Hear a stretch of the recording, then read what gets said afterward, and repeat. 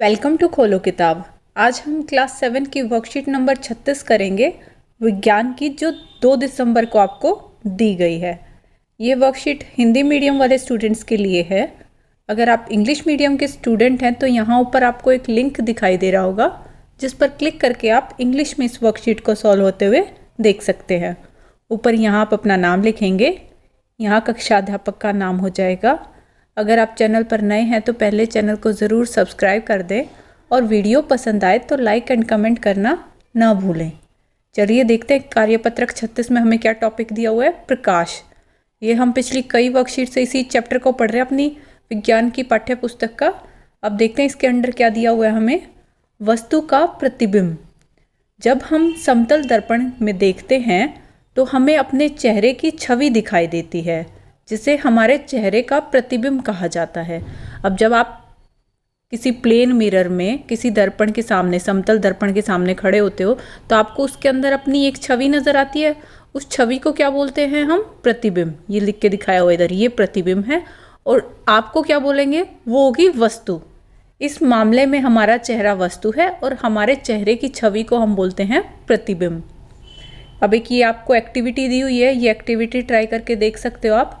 जब हम एक जलती हुई मोमबत्ती को समतल दर्पण के सामने रखें, एक जलती हुई मोमबत्ती को समतल दर्पण, जो नॉर्मल आपके घर में मिरर होता है, उसके सामने रखें।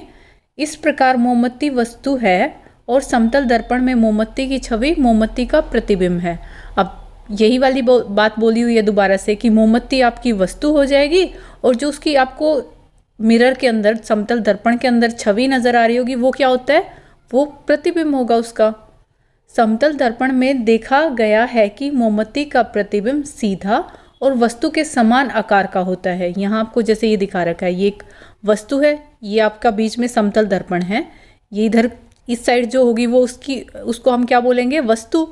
इस वस्तु का जो यहाँ छवि बनेगी, उस छवि को बोलते हैं प्रतिबिंब। और ये प्रतिबिंब कैसा बनता है? सीधा। ये सीधी है, ये भी सीधा ही बनेगा।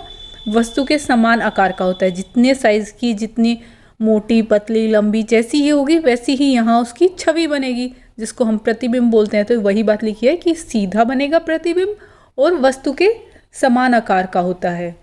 यदि हम समतल दर्पण के पीछे पर्दा लगा दें तब हमें उस पर कुछ भी दिखाई नहीं देगा, क्योंकि समतल दर्पण के पीछे कोई प्रकाश नहीं है। अब अगर इस समतल दर्पण के पीछे आप पर्दा लगा दोगे तो उस पर्दे के ऊपर आपको ये नहीं नज़र आएगी, ये आपको शीशे में नज़र आ रही होती है, पर्दे पे नहीं नज़र आती है। वास्तव में छवि वहाँ बिल्कुल नहीं है। एक आभासी प्रतिबिंब तब बनता है जब किसी वस्तु से आने वाली किरणें दर्पण से परावर्तन के बाद मिलती हुई प्रतीत होती हैं। जैसे यहाँ आपकी वस्तु रखी होगी और इधर कोई भी आपका अगर प्रकाश का स्रोत है, सूरज है या टॉर्च वगैरह है, तो वो प्रकाश की किरणें जब इस वस्तु से टकरा के और जब सामने आपके दर्पण पे जाएंगी, वहाँ से वो टकरा के वापस होएंगी, परावर्तित होंगी, जो हमने परावर्तन के बारे में पिछली वर्कशीट में पढ़ा था। तो ये जो टकरा रही हैं, यहाँ से जाएंगी, उनको तो बोलते हैं हम आपतित किरण, और जो सामने दर्पण से टकरा के जब वापस जाएंगी उसको बोलेंगे परावर्तित किरण। अब ये देखो, ये हम मान के चल रहे हैं, ये ऐसे ऐसे dot dot dot dot dot आगे करके कि ये दोनों कहाँ मिलेंगी? यहाँ मिलेंगी और फिर यहाँ आपका प्रतिबिंब बनेगा।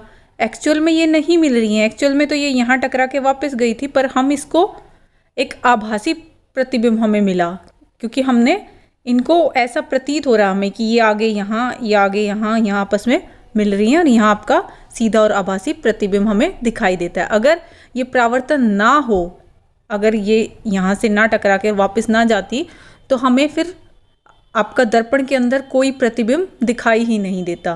प्रतिबिंब तभी दिख पाता है हमें आपके समतल दर्पण के अंदर जब उसके अंदर परावर्तन होता है, किरणों का परावर्तन होगा, तभी हमें आपकी छवि नज़र आएगी।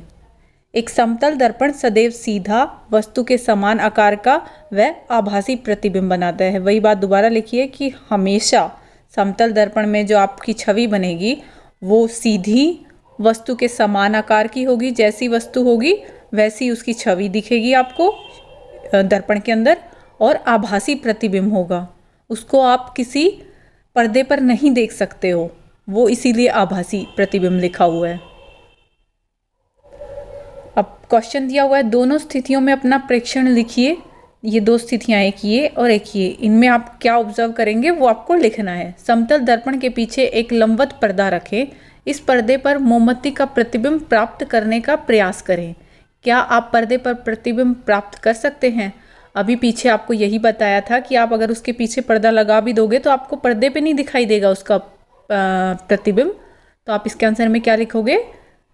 नहीं, हमें पर्दे पर प्रतिबिंब नहीं मिलती है। अब नेक्स्ट इसके सेकंड पार्ट में क्या बोला हुआ है? समतल दर्पण के सामने पर्दा रखें, इस पर्दे पर मोमबत्ती की प्रतिबिंब प्राप्त करने का प्रयास करें। क्या आप पर्दे पर प्रतिबिंब प्राप्त कर सकते हैं? इस केस में पीछे रखना था समतल दर्पण के, यहाँ आप सामने पर्दा रखना है। अब सामने पर्दा रखा होगा तो क्या आपको उस पर्दे के ऊपर आपको प्रतिबिंब प्राप्त होगा? आपको वो बताना है। अब इस केस में भी आपको नहीं होगा।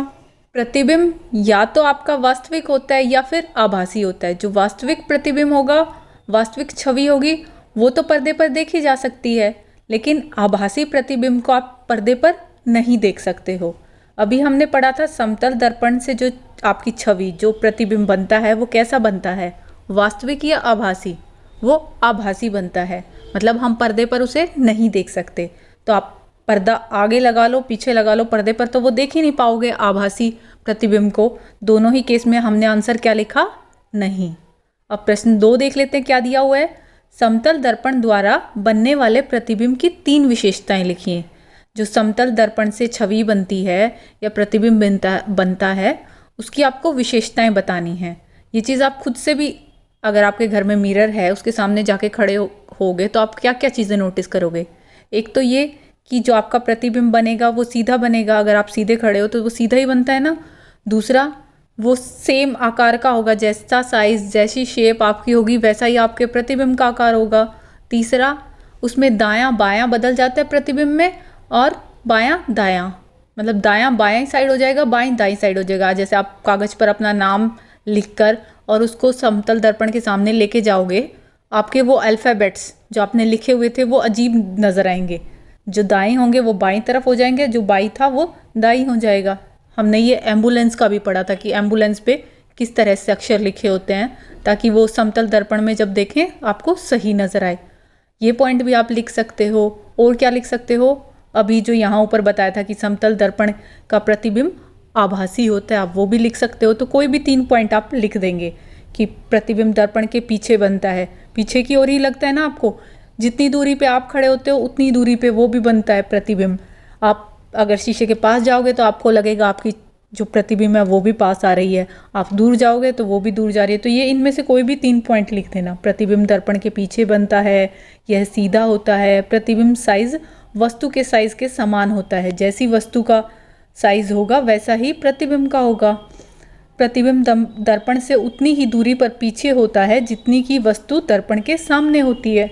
तो आप चाहो तो वो दायां बायां वाला पॉइंट जो हमने पिछली वर्कशीट में एम्बुलेंस वाला जब पढ़ा था वो वाला पॉइंट भी लिख सकते हो कि समतल दर्पण में दायां बायां में बदल जाता है और बायां दायां में बदल जाता है। इसी के साथ ये वर्कशीट आपकी कंप्लीट हुई। मिलते हैं नेक्स्ट वीडियो में अगली वर्कशीट के साथ। Don't forget to like, comment, share and subscribe the channel. Thank you.